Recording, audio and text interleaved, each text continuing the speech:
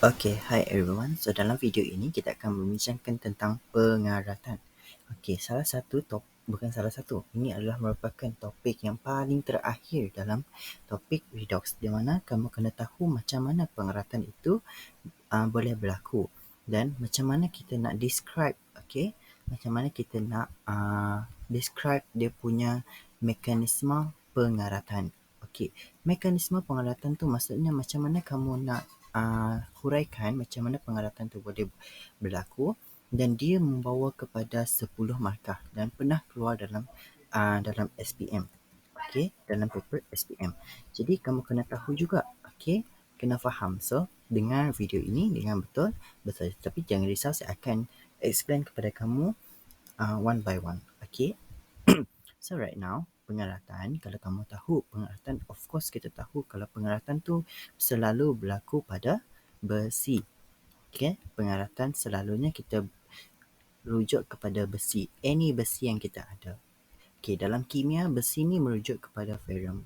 Okay, so kalau pengaratan, kalau kamu perasankan dalam bila kamu tengok logam-logam yang berkarat, dia dah rapuh, dia dah berwarna perang, lepas tu dia dah rapuh, dah macam ada lubang-lubang sikit kan.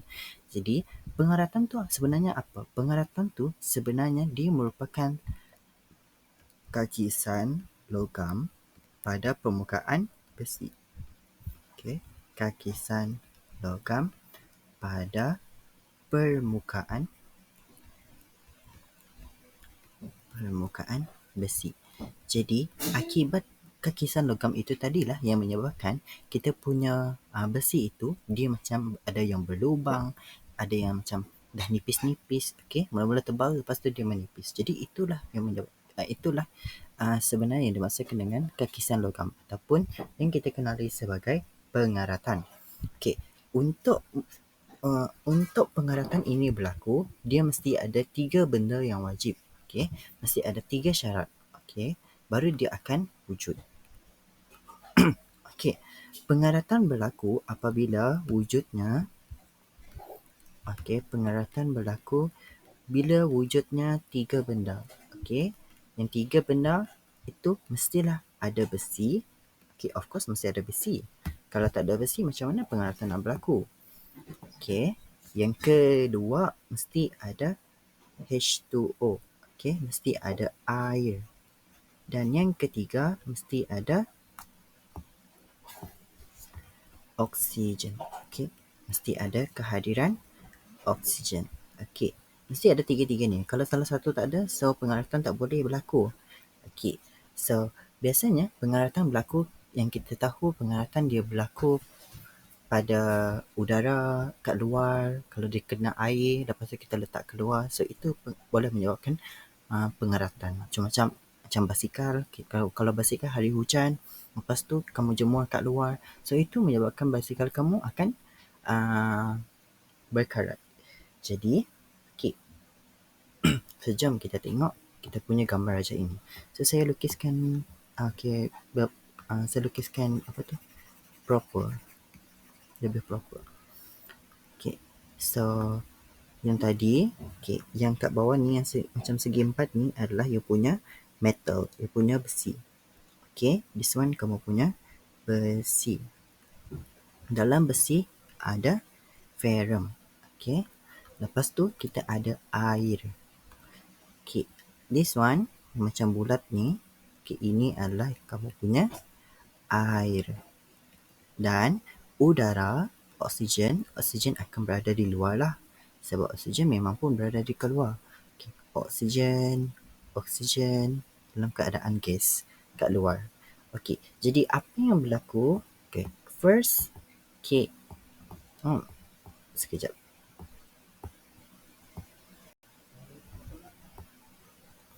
Okay, so first apa yang berlaku adalah this ferrum. Okay, so kalau ferrum kan kita tahu tadi besi kita kan akan besi kita akan terkakis. Okay, kalau dia terkakis maksudnya ferrum tu semakin lama kelamaan ferrum kita tak ada.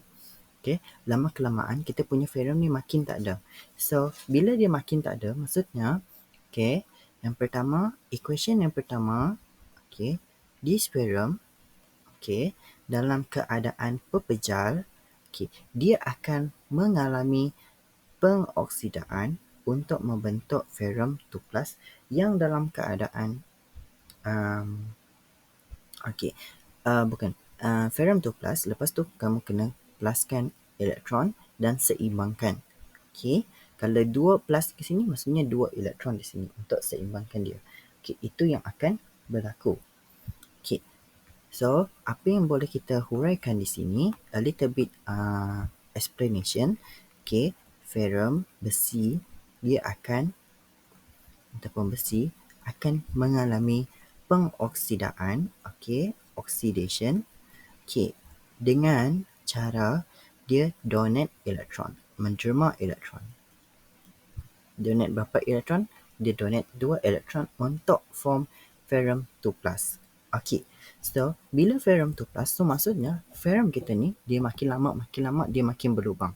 So, that's why, okay, so kalau saya dapat lukiskan dia macam ni, so ferrum kita makin lama dia macam macam ni. Tadi kan straight saja kan. Sekarang dia dah berlubang disebabkan dia dah menjerma elektron menjadi ferrum 2+. Okey. Lepas tu, equation yang kedua adalah apabila kalau satu oxidation, okay, kalau yang ini adalah oxidation, yang kita selalu belajar kalau oxidation dia mesti adalah A0. Masih ingat tak? Okey. Kalau A0, okey. A ni maksudnya adalah A0. Okey. N ni maksudnya negatif terminal. Okay, dia terminal negatif. Kalau O oxidation dan DE ini sekaligus dia merujuk kepada donate elektron. Okay, sama tak dengan ferrum kita? Okay, so that's why ferrum kita, ferrum yang besi itu dalam keadaan pepejal itu, dia adalah kita punya A0. Okay, kalau satu A0 mesti satu katot sebab pengeratan ini melibatkan tindak balas redox. Jadi, untuk equation yang kedua, okay, equation yang kedua berlaku apabila kita punya air, okay, bila kita punya air bertindak balas dengan oksigen untuk menghasilkan satu produk di mana produk dia adalah OH-. Okay. Ingat lagi tak yang saya pernah ajar kepada kamu akronim 4 orang hutan, okay, minum 2 air, 4 apple dan 1 orange. Okay. Yang inilah yang kita akan apply kita punya cathode ataupun kita punya terminal positif. Jadi, kita seimbangkan, kita kena balancekan. Selama ni saya tulis macam ni, 4 orang hitam, okay, minum 2 air, 4 apple dan 1 orange. Yang ni selalu saya tulis. Okay, dalam previous video pun saya tulis macam ni. Tapi untuk this case kita kena terbalikkan. Sebab sekarang hidrogen pula. Air dan oksigen bertindak balas untuk membentuk this one. So kita terbalikkan.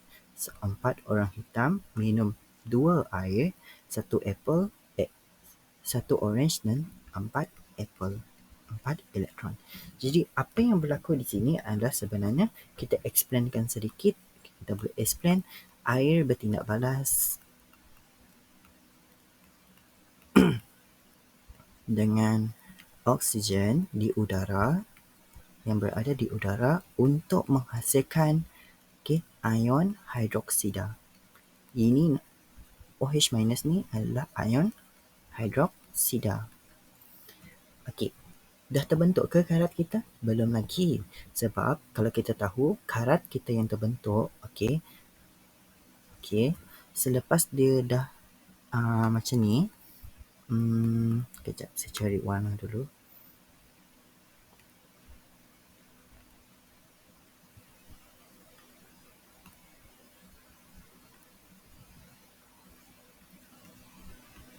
Okay. karat yang akan terbentuk, dia akan terbentukkan berada di sini. Dan karat kita berwarna perang. Okey, karat kita akan berwarna perang. Tapi sekarang dia belum terbentuk lagi sebab kita belum bertindak balaskan lagi. Okey, untuk tindak balas redox berlaku, mesti ada anode, mesti ada cathode, mesti ada oxidation dan juga mesti ada reduction. Jadi di sini proses reduction berlaku. Okey, kat equation yang kedua ni tadi, reduction berlaku. Proses penurunan berlaku di sini. Okey, yang tadi anode tadi proses pengoksidaan. Okey, ferrum dia menjerma elektron untuk membentuk Fe2+ melalui proses pengoksidaan. Okey, sekarang equation yang ketiga yang kita akan consider. Okey, equation yang ketiga adalah apabila ferrum 2+, okey, ferrum 2+ yang berada di sini, ferrum 2+, dia akan bertindak balas dengan OH- dengan ion hidroksida. Okey, ferrum 2+ dia akan bertindak balas dengan OH-. So, apakah equation dia? Equation dia akan jadi macam ni. Okey, ferrum 2+ pluskan dengan OH-.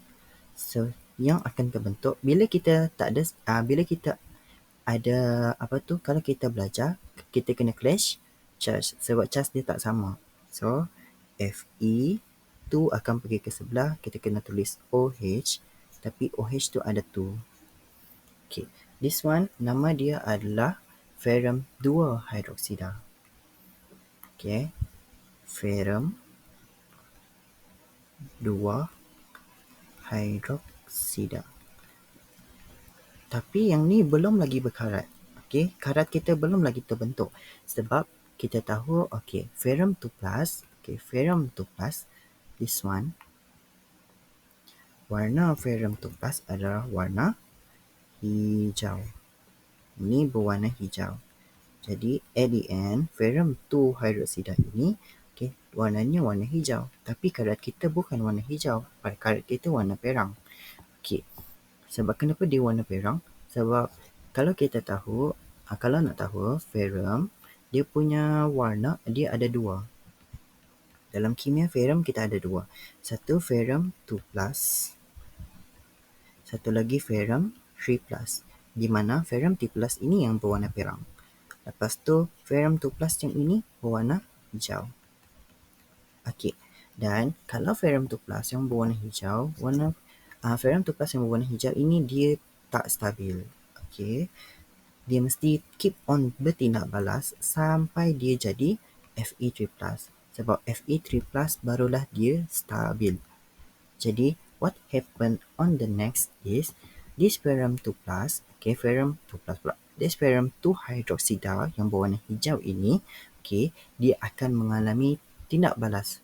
Dia akan keep on bertindak balas dengan air dan juga hidrogen, dengan oksigen. Jadi equation yang keempat,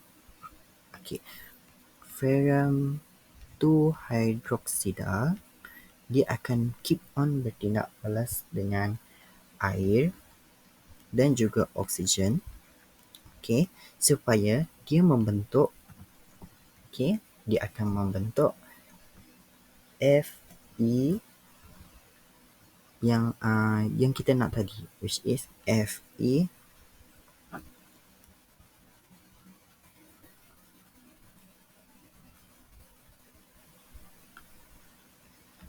FeOH3.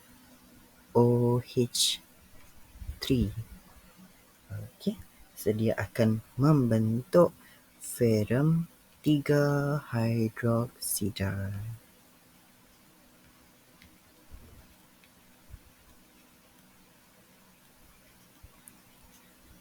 Jadi bila dia dah stabil, tapi yang ni bukan dia tak akan, dia mungkin probably dia akan terpisah sebab yang ni dia belum lagi suitable untuk kita punya karat, sebab karat sebab karat, okay, so kita punya karat, okay, karat yang akan terhasil at the end nanti adalah Fe2O3, ferrum 3 oksida. Jadi apa yang berlaku kepada ferrum 3 hidroksida ini, okay, dia akan mengalami proses pendihidratan. Okay, saya tulis di sini. This is equation nombor 5. Okay. Untuk equation nombor 5, ferrum OH, ferrum OH3, dia akan menjalani satu proses di mana proses itu nama dia adalah proses pendihidratan supaya dia jadi FeO3 yang kita akan namakan dia sebagai karat. Okey, nama proses itu tadi adalah pendihidratan. Pendihidratan. Okey, sebab kenapa dia nak penghidratan? Dia nak buang air. Okey, bila dia buang air, so jadilah Fe2O3 ataupun nama nama dia adalah karat ataupun nama dalam kimia dia adalah ferrum 3 oksida. Jadi inilah karat yang akan berlaku.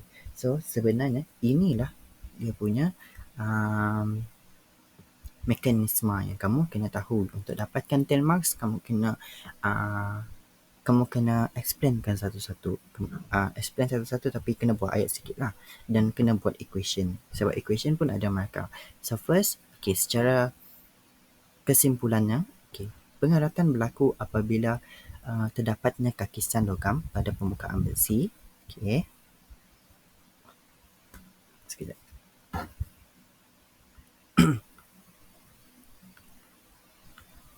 Okay. Pengaratan berlaku bila ada berlakunya kakisan logam pada permukaan besi dan ia mesti ada besi, air dan oksigen. Kalau ketiga-tiga ni tak ada, so pengaratan tak boleh berlaku. Okay, apa yang akan berlaku first? Okay, anode kita adalah ferrum, pepejal besi ini. Okay, this is kita punya anode. Dan oksigen dan air ni adalah kita punya cathode. Okay, kalau anode maksudnya dia akan melalui proses pengoksidaan di mana ferrum dia akan menerima elektron, okay, dia akan membentuk Fe2+. Okay. Kemudian untuk reduction, kalau satu anode mesti ada satu cathode. Kalau satu oxidation mesti satu reduction sebab ini adalah tindak balas redox. Dia mesti berlaku secara serentak. Okay. Reduction, okay, air mesti bertindak balas dengan oksigen untuk menghasilkan ion hidroksida. Okay. Yang selalu saya ajar kepada kamu adalah this one. 4 orang hutan minum 2 air, 4 elektron dan 1 orange. Tapi yang this one kita kena terbalikkan sebab air yang bertindak balas dengan oksigen. Jadi kita kena terbalikkan dan seimbangkan this equation. Okay. So kemudian bila dah dua hasil ni terbentuk, Fe2+ yang ni tadi, Fe2+ dan juga OH- dia akan bertindak balas untuk membentuk ferrum 2 hidroksida. Okay, untuk ferrum 2 hidroksida. Tapi yang ni berwarna hijau dan dia juga merupakan ion yang tak stabil. Dia mesti stabil. Dia akan keep on bertindak balas. Okay. Dia akan keep on bertindak balas dengan air dan oksigen. So that's why dia akan menghasilkan Fe3 hidroksida yang berwarna perang. Okey, tapi karat kita nama dia adalah Fe2O3. Okay, so that's why dalam equation yang kelima, okay, FeOH3 ni dia akan melakukan proses pendihidratan. Dia buang air untuk membentuk karat Fe2O3 which is ferrum 3 oksida. Yang ini adalah kita punya karat yang berlaku pada permukaan besi. Okey. So, saya rasa setakat itu sahaja terlebih dahulu sebab itu sahaja yang kamu kena tahu dalam mekanisme dan juga macam mana pengaratan itu boleh berlaku. At the end, kamu punya besi nanti dia macam ni lah. Okay, ada warna ada yang macam berlubang sikit, ada yang rapuh, ada yang berwarna perang. Itulah pengaratan. So, kalau kurang faham boleh komen, dan juga boleh juga kamu kamu replay balik video ini untuk lebih faham. Okay, so I think that's all from me. Thank you and goodbye.